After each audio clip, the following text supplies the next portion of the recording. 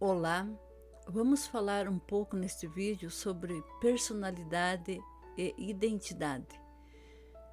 Vou começar com uma história escrita há muito tempo atrás por Plutarco. Plutarco ou Lúcio Méstrio Plutarco nasceu em Queroné 46 e morreu em Delfos. Foi um historiador, biógrafo, ensaísta e filósofo médio platônico grego, conhecido principalmente por suas obras Vidas Paralelas e Muralha. Fonte Wikipédia. Então, vamos à história do paradoxo do navio de Teseu de Plutarco. Na ilha de Creta, domínio do rei Minos, existia um labirinto construído por Dédalo e seu filho Ícaro, que possuía em seu centro um monstro híbrido entre homem e touro, conhecido como Minotauro. Como vingança pela morte de seu filho, Minos rezou a Zeus, patrono de Creta, para que a cidade de Atenas mergulhasse em grande fome e escassez, e a cada 9 anos exigia que 7 moças e 7 rapazes fossem enviados para que servissem de alimento ao Minotauro. Em meio à terceira remessa de sacrifícios estava Teseu, filho de Egeu, rei de Atenas. O jovem Teseu partiu com velas pretas hasteadas aos mastros de seu navio e combinou com seu pai de trocá-las por velas brancas, se retornasse vivo, já que tinha o intuito de derrotar o monstro no centro do labirinto. E assim o fez. Teseu derrotou o monstro humanoide e escapou do labirinto com a ajuda de Ariadne, filha de Minos, por quem se apaixona. No seu caminho de volta, Teseu então esqueceu-se do trato que tinha com seu pai e, ao ver as velas de cor preta, Egeu atirou-se ao mar, do alto de um penhasco, assim dando nome a esse mar nos dias de hoje. Segundo conta Plutarco, responsável por registrar todos esses fatos, os atenienses, como forma de homenagear seu herói Teseu, e os outros jovens que haviam sobrevivido à jornada preservaram seu navio. Conforme o tempo passava, algumas peças iam se desgastando e até mesmo quebrando, o que forçava os atenienses a trocá-las. Ao ser trocada a última peça original do navio, filósofos atenienses passaram a se perguntar se o navio continuava sendo o mesmo que havia retornado com o jovem Teseu. A esse paradoxo criado pelos filósofos foi atribuído o nome mais adequado possível, o paradoxo do navio de Teseu. Alguns filósofos famosos que tentaram responder essa questão. Heráclito, 540-470 a.C., comparou o navio às suas peças a um rio. Suas águas são constantemente renovadas, mas ele é sempre o mesmo. Ele acreditava que a identidade permanece intacta, ainda que os materiais que a compunham fossem substituídos. Tudo se modifica e flui. Aristóteles, 384-322 a.C., sugere que a razão de todas as coisas é atribuída a 4 tipos de causas: material, formal, eficiente e final. Em seu estudo sobre substância e essência, ele conclui que substância é a combinação daquilo que a compõe, causa material, e daquilo que a distingue, causa formal. A causa eficiente explica como a matéria recebeu sua forma, e a causa final explica o porquê da existência das coisas e o motivo de serem como são. Em sua análise entre os pontos A e B, o navio só mudava sua causa material, portanto ainda era o mesmo. Thomas Hobbes, 1588-1679, sugere utilizar todas as peças substituídas para construir um segundo navio. Qual dos 2 navios é o verdadeiro navio de Teseu? Trata-se de um problema de identidade. Para a tripulação, o navio foi renovado e não substituído. Hobbes quer dizer que um navio não pode se transformar em 2. Gottfried Leibniz, 1646-1716, acreditava que o navio que saiu de A era diferente do navio que chegou em B. Ele postulou uma lei que diz: X é mesmo que Y, C, e apenas C, X e Y têm as mesmas propriedades e as mesmas relações. Assim, tudo que é verdade para X é também verdadeiro para Y e vice-versa. Sendo assim, se o navio que chegou em B tiver uma tábua diferente do navio que saiu de A e B são diferentes. John Locke, 1632-1704, explicou o problema do navio uma meia furada. Se o buraco for remendado, ela continuaria sendo a mesma meia? Não há uma resposta para o paradoxo do navio de Teseu. O paradoxo é uma declaração que parece ser válida e logicamente verdadeira, porém essa declaração se autocontraddiz ou nos leva a uma conclusão logicamente inaceitável. A importância desse paradoxo é que ele nos possibilita refletir sobre a mudança que nós e tudo à nossa volta sofre. Agora vamos fazer uma comparação entre o paradoxo do navio de Teseu e o que acontece com o corpo humano. O que a ciência diz sobre as células que se renovam em seres vivos? O que é a apoptose nas células? É o processo de morte celular programada que desempenha um importante papel no desenvolvimento dos tecidos de animais e plantas. Por que a célula tem que morrer e por que as células cometem a apoptose? Porque é um mecanismo útil para manter o equilíbrio dos organismos multicelulares. Nossas células morrem e são renovadas a todo momento durante toda a nossa vida. Isso pode ocorrer por motivos fisiológicos ou patológicos. Sinais intra- e extracelulares desencadeiam, controlam a apoptose nos seres vivos.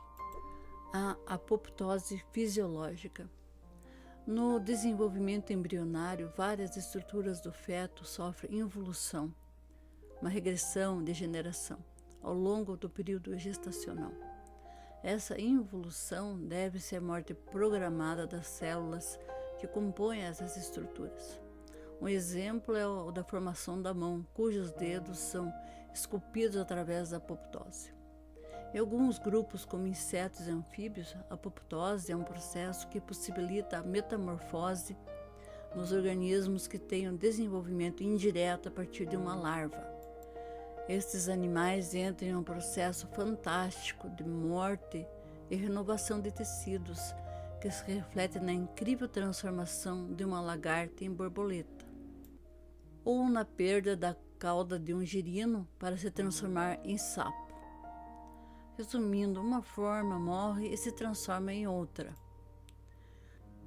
Você sabia que na espécie humana existem mais de 200 tipos diferentes de células? Algumas possuem alta taxa de renovação, como as células da córnea, que se renovam a cada 3 dias aproximadamente, enquanto outros tipos celulares são renovados com menos frequência, como os neurônios. Nessas células, os gatilhos para a apoptose são diferentes e acontecem com ritmos distintos. Fonte EAD Hemocentro. Algumas curiosidades sobre as células.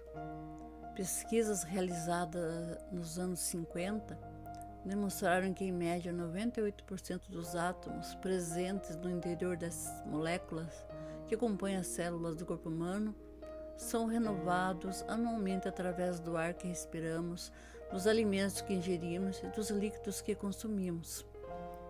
No entanto, embora o corpo passe por uma recalchutragem celular da cabeça aos pés em intervalos que variam entre 7 e 10 anos, vale lembrar que as células de diferentes órgãos e tecidos se renovam com ritmos diferentes, dependendo do quanto cada uma precisa trabalhar para desempenhar suas funções. As hemácias, por exemplo, devido à árdua atividade que executam, transportando oxigênio para os mais diversos tecidos do corpo através do sistema circulatório, apenas sobrevivem por um pequeno período. Já as células da pele sofrem bastante desgaste graças à sua função protetiva, renovando-se a cada 2 ou 4 semanas. Os cabelos, por outro lado, demoram por volta de 6 anos para as mulheres e 3 para os homens para completar esse processo. E o fígado, que funciona como uma espécie de filtro para uma grande variedade de contaminantes presentes no organismo, tem suas células renovadas em períodos que variam entre 150 a 500 dias. As células do estômago e dos intestinos, por conta da ação dos ácidos estomacais, têm um período de vida bem mais curto, demorando cerca de 5 dias para que a renovação ocorra. E as células que compõem o esqueleto, embora estejam constantemente em regeneração, levam cerca de 10 anos para concluir o ciclo. Além disso, conforme envelhecemos, o processo se torna mais lento e, como consequência, nossos ossos se tornam mais fracos. Fonte, site Mega Curioso. Mas vamos à pergunta que não quer calar. Quem é você? Você é o seu corpo ou você é a sua história? Será que somos o resultado das duas coisas ou não? Se você se olhar no espelho e ver fotos ou lembrar de como era quando criança, adolescente, jovem, por aí fora, que vai perceber como mudou a sua aparência. E por dentro de você, o que aconteceu? Claro que as ideias que você tinha na infância, na adolescência, juventude e vida adulta foram se modificando. Quando jovem, tendemos a ser mais inflexíveis com nossas opiniões a respeito de algo. E ao longo da vida vamos aprendendo a relevar muitas coisas, pois aprendemos que todos somos humanos e falhos. Você pode observar que não existe um consenso entre os filósofos, não existe uma única ideia, uma única verdade para eles. Porque o ser humano usa o pensamento para buscar as respostas, e como o nosso pensamento é limitado, confuso e dividido por duas energias que o comandam, não tem alcance para desvendar os segredos do universo. São duas energias limitadas ao chão, sendo comandado por duas energias deformadas, a energia elétrica e a energia magnética. Não temos estabilidade em nossos pensamentos, pois o que gostamos hoje, talvez amanhã já não tenha o mesmo interesse. E assim em tudo, em gostos, em vontades, em objetivos que traçamos para nossas vidas, em amores que hoje são eternos, amanhã já acabou. Todos estamos sujeitos a essa instabilidade. Damos muito valor às aparências. E por quê? Se amanhã ou depois elas já se modificaram. Estamos vivendo em um mundo de aparências, onde o que tem valor são objetos, coisas materiais que todos buscam desesperadamente conquistar durante toda a sua vida. Com isso esperando conseguir uma estabilidade, o que na verdade é somente ilusão, pois já deu para perceber que isso é coisa de momentos. Não existe aqui nesse planeta em que vivemos. Por isso nos frustramos, pois é raro aquele que consegue vencer seus objetivos e dizer que é uma pessoa satisfeita. Pois se nossos próprios pensamentos são instáveis, como vamos buscar segurança em objetos ou em conquistas de riquezas e outros em glórias de fama? Será uma conquista basicamente inútil, efêmera, pois vai se acabar de um jeito ou de outro. Esse nosso mundo é de sonhos, aparências e ilusão. Mas é isso que nos foi ensinado e que foi passado de geração a geração. Nosso objetivo aqui sempre foi esse, somente conhecemos esse mundo e não tínhamos outra perspectiva de vida. Então o lema é, aproveite o que puder enquanto puder. Mas esquecemos que se vivemos em um mundo que tudo à nossa volta está em constante transformação, então por que um dia não seriam desvendados todos os mistérios e enigmas que nos cercam? Porque nunca ninguém desvendou esses mistérios. Então da cabeça de alguém aqui da Terra que não ia sair essa solução. Mas em 1935 a natureza mudou de fase. Ninguém percebeu. E agora temos à nossa disposição todos os elementos necessários para nos conectar com a nova fase da natureza e de uma maneira simples das mais simples, que sendo da nossa mãe verdadeira é natural. Não precisa esforço, frequentar nenhum lugar, pagar qualquer coisa, nada disso. Dentro de sua casa, apenas lendo e relendo o livro Universo em Desencanto de Cultura Racional, você começa a ativar o desenvolvimento do seu raciocínio e inicia a ligação com a nossa mãe natural. Dessa forma, além de se conectar com a nova fase, a fase racional, também irá desvendar todos os mistérios e enigmas. Você pode dizer, mas eu sou o que penso, eu tenho a minha personalidade e ela é única e imutável. Essa é uma teoria muito frágil, porque do mesmo jeito que nossas células morrem e são trocadas por outras, os nossos pensamentos estão em constante mutação. Por isso, uma hora temos pensamentos bons e daqui a um pouco vemos pensamentos maus. Uma eterna balança na busca do equilíbrio sem encontrar. Desse modo, não temos estabilidade em nossa personalidade. Por isso, somos bons para uns e ruins para outros. Às vezes, por dentro, pensamos de um jeito, mas falamos o contrário daquilo que estamos pensando. Nossa personalidade é falsa. Por dentro, uma coisa e por fora, outra. Somos duas ou mais personalidades dentro de um corpo. Essa é a razão da confusão, do desequilíbrio, de sermos bons e maus ao mesmo tempo, de todo o sofrimento da humanidade. Agora chegou a hora do desenvolvimento de sua identidade, que trará tão sonhada estabilidade e equilíbrio que não encontramos em nossa personalidade. Já desenvolvemos as duas partes de nossa cabeça que correspondem ao pensamento e à imaginação, que formam a nossa personalidade. Primeiro e segundo milênio, essas duas funções já foram desenvolvidas e agora no terceiro milênio chegou a vez do desenvolvimento da terceira parte da nossa cabeça, que é o raciocínio. O pensamento e a imaginação formaram a cultura artificial, transmitindo na cabeça dos seres humanos todas as ideias, invenções, descobertas e inovações que fizeram a história da humanidade até 1935. Mas, como tudo que tem começo e fim, acabou a fase do pensamento.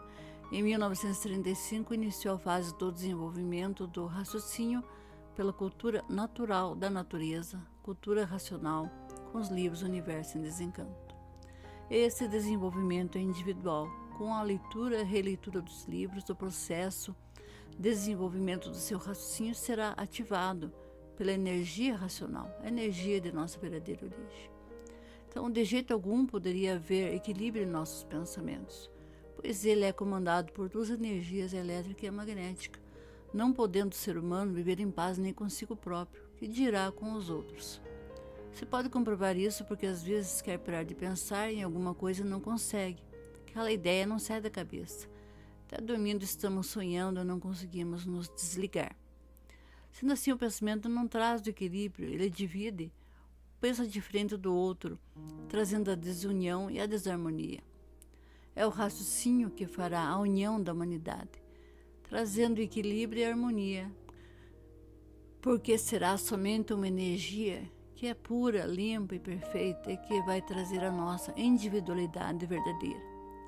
O desenvolvimento do raciocínio pela energia racional vai equilibrar as outras duas energias da nossa cabeça, trazendo para nossas vidas a paz e a harmonia que tanto sonhamos. Não é utopia, não é enganação. Basta você se interessar e começar a ler, terá todas as provas e comprovações que precisa. E não esqueça, cultura é conhecimento, não é religião, seita, doutrina, crença, ideologia, nada disso. Cultura racional é uma revelação de toda a verdade sobre tudo e sobre todos. Por isso não tem dogmas, rituais, regras, liturgias, porque basta ler e reler o livro Universo em Desencanto sem haver necessidade de frequentar nenhum lugar e você terá todas as provas e comprovações em você mesmo. É uma leitura diferente, onde você irá desenvolver um outro sentido, uma outra percepção. Desse modo simples, a energia racional faz o tratamento necessário a cada pessoa, porque somos todos diferentes. Cada um precisa de um tratamento diferenciado. Saia do seu casulo, deixe de ser lagarta para começar a sua metamorfose para uma borboleta. Não perca mais tempo. Leia o livro Universo em Desencanto de Cultura Racional. Como sempre, vou deixar os links na descrição do vídeo para quem quiser saber mais sobre o assunto. Deixe também no final do vídeo os endereços para as informações de aquisição do livro Universo em Desencanto. Até o próximo vídeo.